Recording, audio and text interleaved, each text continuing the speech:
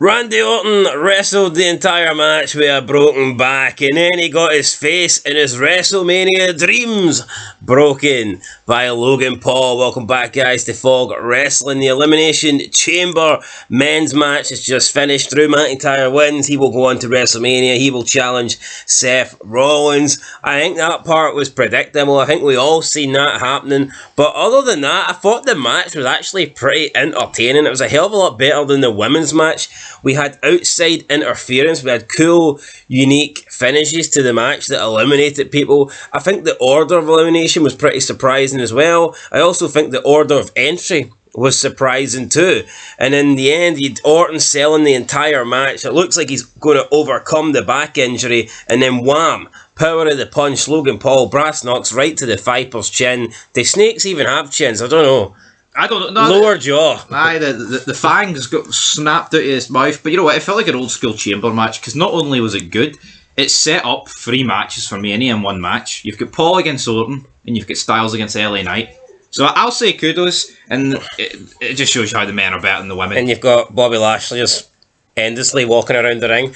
But anyway, enough about that. So, concussed or something, I don't know. We start with, it was LA Knight and Drew McIntyre, so they faced off on SmackDown, so they're the opening two, and surprisingly, this was the second chamber match of the night where someone that was opening the match actually went on to win, and normally that doesn't happen. No, but it did twice tonight.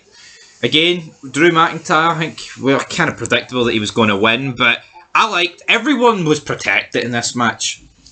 That's what I liked about it. I thought it picked up after the first entrant. I think when Kevin Owens came in, the match picked up pace. I think 2 chambers in a row where the start was a bit flat. But I do think it was a little bit, I don't know, Drew McIntyre, LA Knight, it was a little bit lackluster. But I think once Kevin came in, that's not me necessarily praising Kevin Owens. I just think the third man in there upped the pace. And then you get Lashley in next, then it was Randy Orton, and then obviously last was Logan Paul. Randy was selling the back injury from the get-go, so that's good selling. See when you're sitting there, see when you don't legitimately know whether the guy's fucked or not, that is what selling in wrestling is. Yeah. I don't think and he sold it consistent. It wasn't like these wrestlers that will hold their leg 1 minute and then they're up jumping about doing fucking 10 million somersaults off the top rope.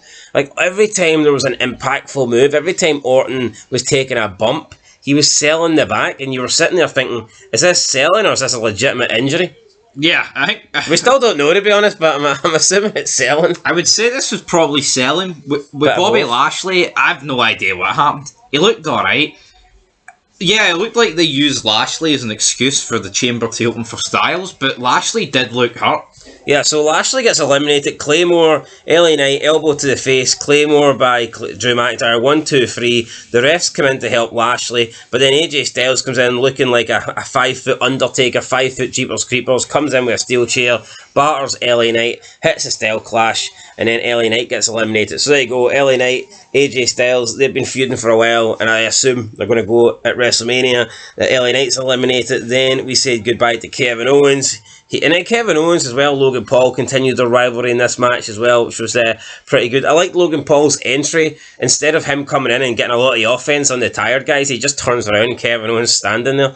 Then they locked each other on the pod and Kevin Owens couldn't go out. Wee bit gay. Two men in a pod. Felt tip written on it. Fat Boy Owens, all that good stuff. Kevin sucks. Absolutely agree with Logan Paul there, but good match. No complaints for me. Yeah, RKO to Kevin then. We've got Logan Paul, he puts the brass knucks on, and you've got a face up, and then boom, RKO to Logan Paul, and you think that's Logan Paul done, but we get like another 5 minutes between Orton and Drew. Orton hits the RKO on Drew, and then bang, before we know it, Logan Paul, brass knocks to Randy Orton. Randy Orton's laying down. Drew McIntyre covers him. All this talk about Drew McIntyre over the past year where he's been talking about being cheated and people interfering in his matches. Now all of a sudden the only way he can win a match is by outside interference. So karma.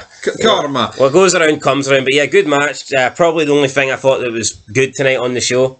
And the only thing that will be good. Yeah, so yeah, there you go. Elimination Chamber. For me, I've said it once, I'll say it again. The men should always main event. There's a reason why the men matches are always better than the women's. Yep. And the proof's in the pudding, guys. The fact it's a chamber pay-per-view and the main event is Nia Jax, Rhea Ripley.